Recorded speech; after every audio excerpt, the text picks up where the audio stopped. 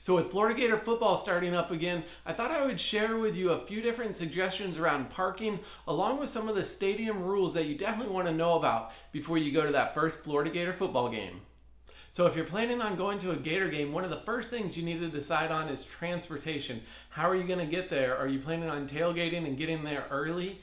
There is some general parking around the stadium, and I'll include a link for those details and a map in the description below. But honestly, it fills up fast, and a lot of those areas, people have been tailgating for years. So they get there first thing in the morning and rope some of the areas off and save spots.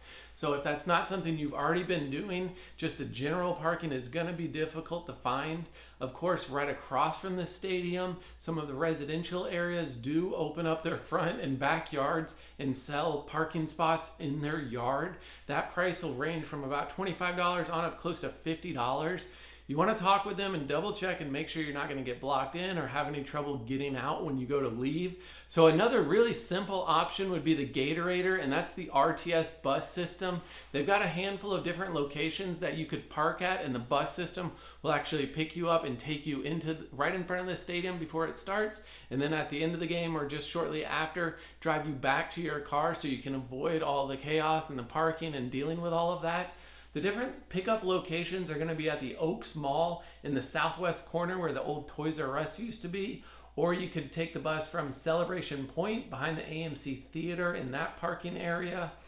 They will also pick up from the downtown parking garage off Southwest 3rd Street or out in Hale Plantation at the Hale Village Center. And then you could also ride in on the Gatorator from the Town of Tioga Town Center. Now, pretty much all of these locations do different pregame events, and there's tailgating and parties and different things going on, so it's a really good time.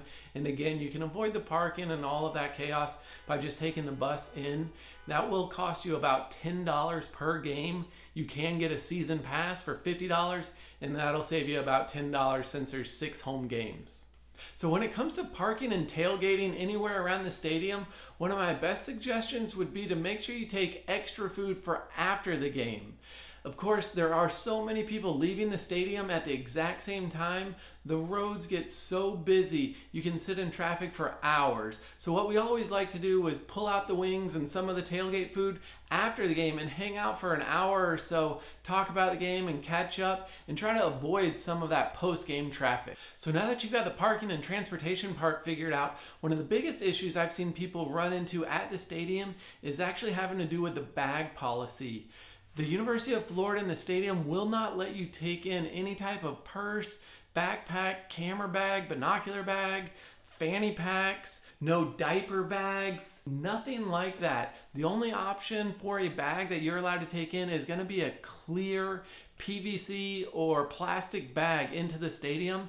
Please keep that in mind. I've seen so many people get to that front gate and either throw their bags in the trash can, have to go back to the car, or try to hide it in a bush or something like that. That's definitely something you want to avoid. So make sure you're familiar with the University of Florida's bag policy. So there are a few other items that are prohibited from being brought into the stadium that I did want to mention. You're not allowed to bring in any type of stroller. Again, no bags, no flags, no personal seat backs, no backpacks, no artificial noisemakers, no outside food or drink, of course, including alcohol, no weapons, and no umbrellas or tobacco products. It's very easy to forget about some of these items and have something in your pocket that you just completely forgot about and then end up having to throw it away or get rid of it somehow. So take a look at the list below and make sure you're familiar what is not allowed to be brought into the stadium. So just a few other helpful tips and suggestions if you're planning on going to a Gator home game. Of course, you want to dress accordingly. It gets extremely hot in the stadium, especially if it's a 12 o'clock or 3:30 game where that sun just beating down on you. Be prepared for that. Make sure you've got your sunglasses, your hat, that sort of thing. Double check the weather. We get tons of afternoon showers, so an afternoon shower in the middle of a game is certainly not uncommon. In addition to that, if you're taking kids with you, you might want to consider earplugs or some sort of headphones. especially if you're sitting anywhere near the band. Again, with almost 90,000 people, the stadium can get extremely loud.